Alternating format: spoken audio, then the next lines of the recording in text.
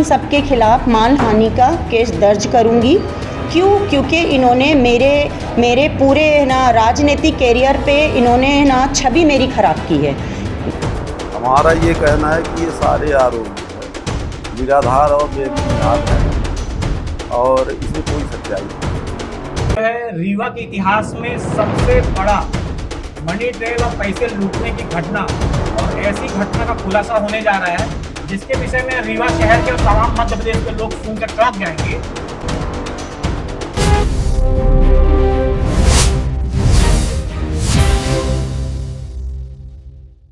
नमस्कार, बहुत बहुत स्वागत करता हूं आपका उषा एक्सप्रेस न्यूज में। मैं हूं राजीव। हमारे डिजिटल प्लेटफॉर्म में आप सभी का स्वागत है, आप सभी का अभिनंदन करता हूं। एक नई खबर, एक नई बात, एक नई दास्तान लेकर आपके सामने फिर से उपस्थित हूं मैं राजीव। रीवा में 35 लाख ठगी मामले में रोशनी मैत्रेय का पलटवार, बोली मुझे बदनाम करने की साजिश। रीवा शहर में चर्चित 35 लाख रुपए की कथित ठगी का मामला अब नया मोड़ लेता दिखाई दे रहा है। बीते दिनों पुनीता पाठक द्वारा प्रेसवार्ता कर रोशनी मैत्रेय पर गंभीर आरोप लगाए गए थे, लेकिन अब रोशनी मैत्रेय ने सामने आकर सभी आरोपों को सिरे से खारिज कर दिया है। शुक्रवार को मीडिया से बातचीत करते हुए रोशनी मैत्रेय ने कहा कि उनके खिलाफ रची गई यह पूरी साजिश उन्हें सामाजिक और राजनीतिक रूप से बदनाम करने के उद्देश्य से की जा रही है। उन्होंने कहा कि जिस लेनदेन की बात की जा रही है उससे उनका कोई संबंध नहीं है। उन्होंने आरोपों को निराधार बताते हुए कहा कि वह अनुसूचित जाति समाज से आती हैं और संभवतः इसी कारण उन्हें निशाना बनाया जा रहा है। उन्होंने कहा कि क्या एससी होना अभिशाप है? मैंने मेहनत और संघर्ष से जो पहचान बनाई है उसे खराब करने की कोशिश की जा रही है। रोशनी मैत्रेय ने बताया कि हाल ही में सोशल मीडिया पर 100 करोड़ रुपए की कथित ठगी से जुड़ा एक वीडियो वायरल हुआ था। इसके बाद पुनीता पाठक और उनके पति रमेश पाठक द्वारा उन पर 35 लाख रुपए की ठगी का आरोप लगाया गया। उन्होंने दावा किया कि इस कथित निवेश मामले में शामिल करीब 300 महिलाओं ने एसपी कार्यालय पहुंचकर बयान दिए थे और कई साक्ष्य भी प्रस्तुत किए थे। उनका कहना है कि उन महिलाओं ने पुनीता पाठक को ही पूरे मामले का मास्टरमाइंड बताया है।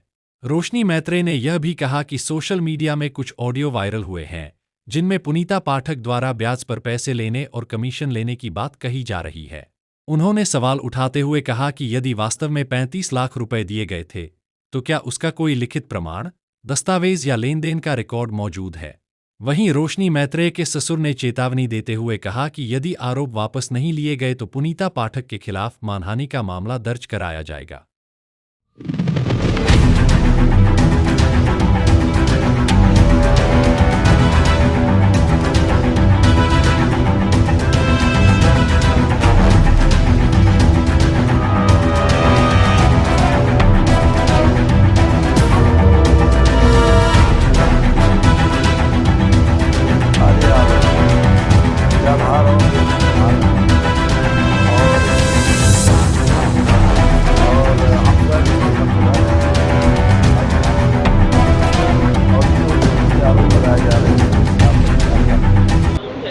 ये अकला सुल्तान की आवाज़ है।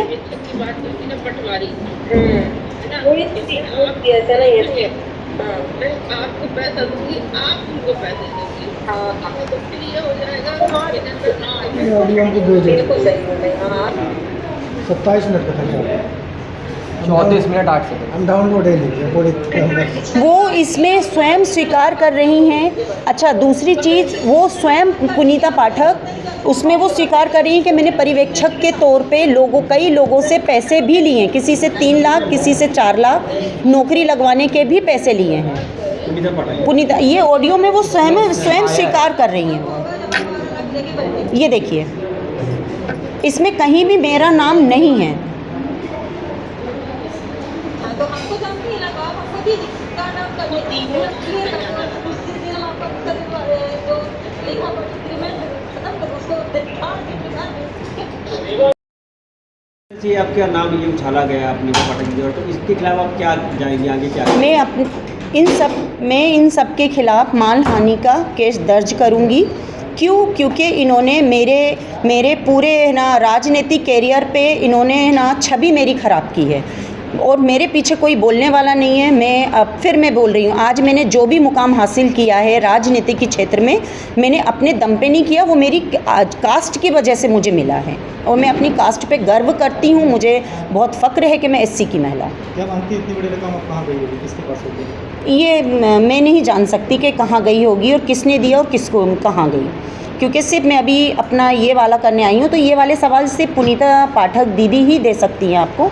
मेरे सामने कोई लेनी देनी हुई नहीं, तो मैं इसका क्या आपको बता सकती हूँ। सारे वीडियो चल रहे हैं जिसमें आप ये देखिए, इसमें ऑडियो चल रहा है। पुराने वीडियोज़ हैं, उन्होंने पुनीता आंटी ने पहले ये बोला गया कि उन्होंने इसमें प्रॉपर दिखाया कि कैसे ब्याज के पैसे वो उनको देती थी, उनकी लेन देनी होती थी। और मेरी मम्मा के इसमें कोई नाम नहीं, वो ऐसे एग्रेसिव टोन में उनसे बोल रहे कि पैसे देती हो या नहीं। पहले अच्छे से बात करी, फिर नॉर्मली आप बाकी उसके बाद देखते हैं।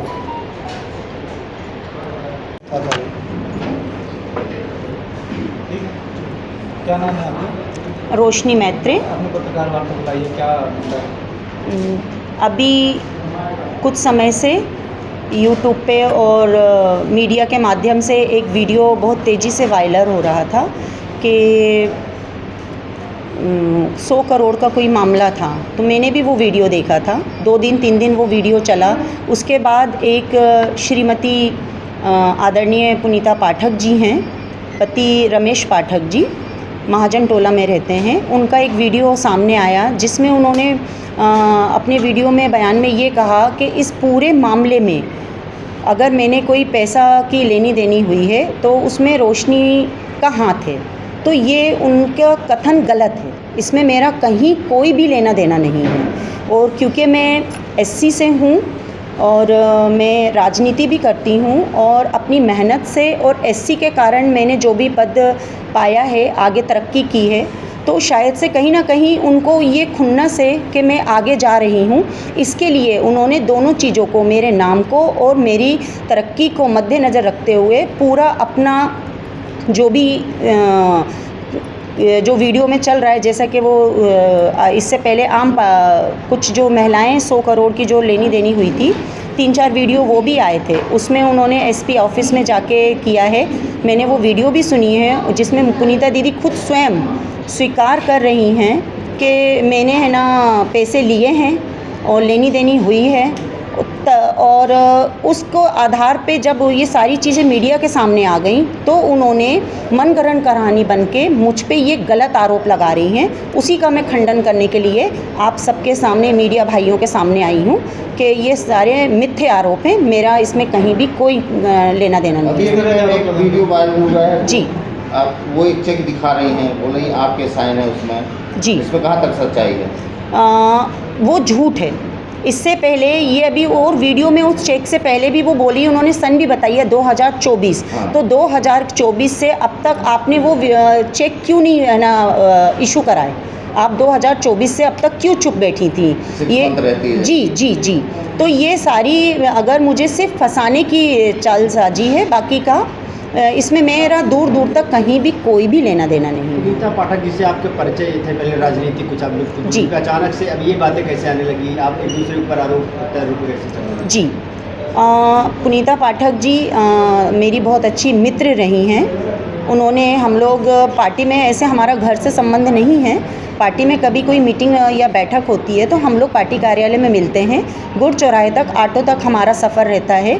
इस सफ़र के दौरान या मेरे को देखकर या मेरे किसी भी चीज़ को, पॉलिटिक्स को लेके, मेरी जात को लेके, जाति के लिए वो काफ़ी वो हैं, आप चाहें तो इसकी जांच भी कर सकते हैं, वो छुआछूत काफ़ी मानती हैं। उन्होंने इससे पहले सन तो याद नहीं है, लेकिन उन्होंने चुनाव लड़ा था उसके, और वो अगर वो चुनाव हारी हैं तो इसी वजह से हारी हैं क्योंकि वो जात पात बहुत करती हैं और मैं एससी की महिला हूँ। इसके वजह से उन्होंने मेरे ऊपर ये सारी चीज़ मनगढ़ंत आरोप लगाया है कि मैं इसका खंडन नहीं कर पाऊँगी। छोटी जात से आती हूँ और मेरे साथ कोई नहीं है, मैं एक अकेली महिला खड़ी हूँ, इसलिए उन्होंने अपना पूरा आरोप मुझ पे लगाया है। अभी कब से आपकी उनकी मुलाकात है कि बात कैसे नहीं हुई? काफ़ी टाइम हो गया है, बहुत टाइम हो गया है और इस तरह से नहीं हुआ है। जब ये वीडियो सारे वायरल हुए हैं तो उन्होंने मेरे को कई बार फ़ोन करके ये सामने उन्होंने मुझसे रखा कि मैं स्वीकार करूं कि मेरी और उनकी दोस्ती है और उन्होंने मुझ पे काफ़ी प्रेशर बनाया है। मुझ पे ही नहीं, मेरे हस्बैंड को भी कई बार उन्होंने फ़ोन करके ये बोला है कि आप स्वीकार करिए, यानी कि ज़बरदस्ती दबाव बना रही हैं वो। मुझे फ़ोन किया कई बार, कम से कम रमेश पाठक जी ने कई बार हम लोगों को फ़ोन किया, मेरे हस्बैंड को फ़ोन किया, मुझे फ़ोन किया, मेरे ससुर जी को फ़ोन किया, लेकिन क्योंकि ये सारे वीडियो सामने चल रहे थे तो हमने इसीलिए ये फ़ोन उन लोगों के नहीं उठाए। लेकिन मुझसे नहीं रहा गया तो मैंने उनका फ़ोन उठाया तो वो मुझ पे दबाव बना रही थी कि मैं स्वीकार करूं कि मैं इन सारे कृतक में उनका साथी हूं। मैंने हमेशा इस चीज़ का खंडन किया। ये जो वीडियो आए हैं लेन देन में पुनीता पाठक का नाम हर बार आता है जी। ऑडियो में, वीडियो में, तो क्या ये जो 100 करोड़ का लेन देन का मामला है, तो क्या आपको लगता है कि पुनीता पाठक तो सही है कि नहीं है? आप क्या कहते हैं? देखिए, जितना जो ये वीडियो चल रहे हैं उतना ही मैं जानती हूँ, इससे ज़्यादा मुझे नहीं मालूम है। जिन महिलाओं ने 100 करोड़ वाली, जो 300 महिलाएं हैं, उन महिलाओं ने एसपी साहब के वहाँ पर एक प्रेस वार्ता में उन्होंने सारे साक्ष्य रखे हैं कि पुनीता पाठक ही इसकी मास्टरमाइंड है। पुनीता पाठक द्वारा लेनी देनी हुई है। पुनीता पाठक के खुद ऑडियो है ना रिलीज़ हुए हैं, सारे आप लोग मीडिया भाई लोगों ने भी चलाए हैं। वो खुद स्वतः स्वीकार कर रही है कि मैंने परसेंटेज पे पैसा भी लिया है, मैंने है ना कमीशन भी खाया है, मैंने डबल पैसा भी दिया है। और जो 35 लाख रुपए मेरे लिए बोल रही हैं कि दिए हैं स्कूल के लिए, तो स्कूल के लिए दिए हैं उन्होंने, वो स्वतः स्वीकार कर रही हैं। तो मैं डबल वाले गेम में कैसे आ गई? और आज की डेट में आप मुझे ये बताइए कि कोई किसी को 35 लाख रुपए किसी के कहने पे गारंटर के तौर पे क्या दे सकता है? आपके पास कोई लिखित सबूत है? अगर है तो आप उसको सामने पेश कीजिए। आप मुझे ज़बरदस्ती इस केस में उलझाया जा रहा है, मुझे फंसाया जा रहा है। आपकी इतनी बड़ी रकम कहाँ से आई, किस चीज़ के लिए आई, और अब आपके ऊपर आरोप क्यों लगा? ये इतनी बड़ी रकम कहाँ से आई, ये चीज़ वो पुनीता दीदी ही इसका आपको सही आंसर दे सकती हैं कि ये इतनी बड़ी रकम कहाँ से आई। मैं मिडिल क्लास से हूँ, मध्य वर्गीय महिला हूँ, अपना एक छोटा सा मेरा कारोबार है, हम लोग मिडिल क्लास हैं, और इतनी लेन देनी कभी हम लोगों की कभी कहीं किसी से लेनी देनी नहीं है। आप लोग मीडिया भाई बंधु जाएँ तो हमारा बैकग्राउंड भी चेक कर सकते हैं।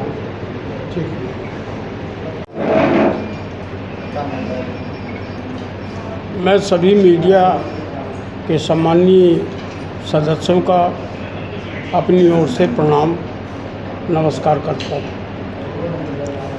कुछ दिनों से मैंने वीडियो के माध्यम से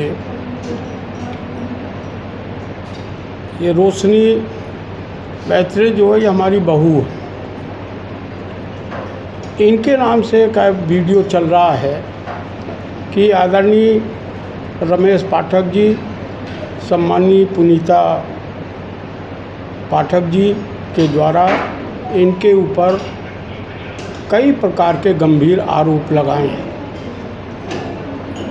मैं उन आरोपों का वजनदारी के साथ खंडन करता हूँ, भर्त्सना करता हूँ और निंदा करता हूँ। मेरा परिवार जो है आज 50-65 साल से राजनीति में है और आज दिनांक तक कभी भी कोई आरोप हमारे परिवार के ऊपर आज तक नहीं लगे।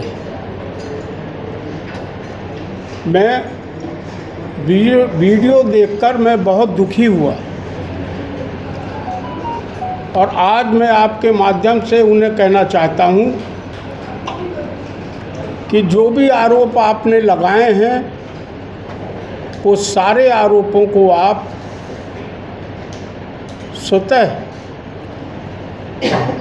अस्वीकार करें, अन्यथा मुझे बहुत तकलीफ़ के साथ कहनी पड़ रही है कि मैं मानहानि का दावा माननीय न्यायालय में पेश करूंगा, जिसकी सारी जिम्मेवारी इन दोनों की होगी।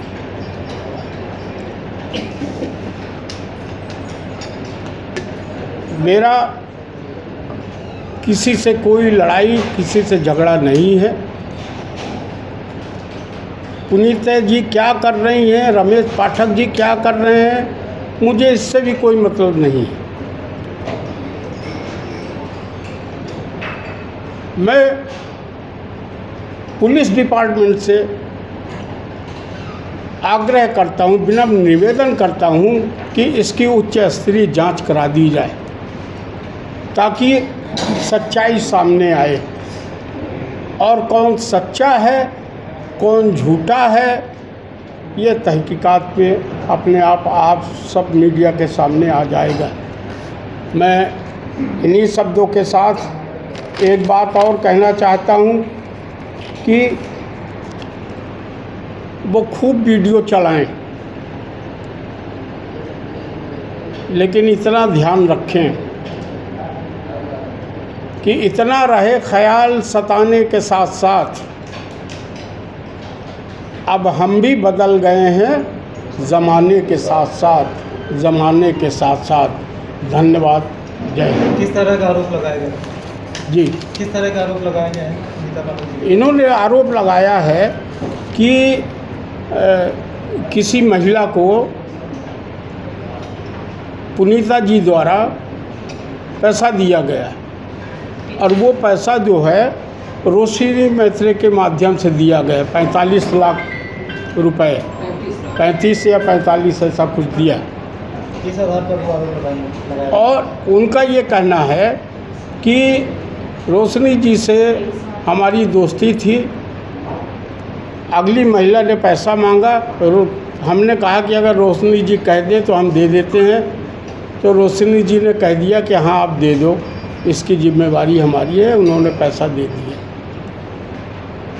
पैसे देने का आधार क्या है उनके पास? कुछ प्रूफ है? बाकी और कुछ आधार नहीं, सारी चीज़ें हवा हवाई। इसीलिए मैं मांग करता हूँ कि इसकी उच्च स्तरीय जांच करा दी जाए,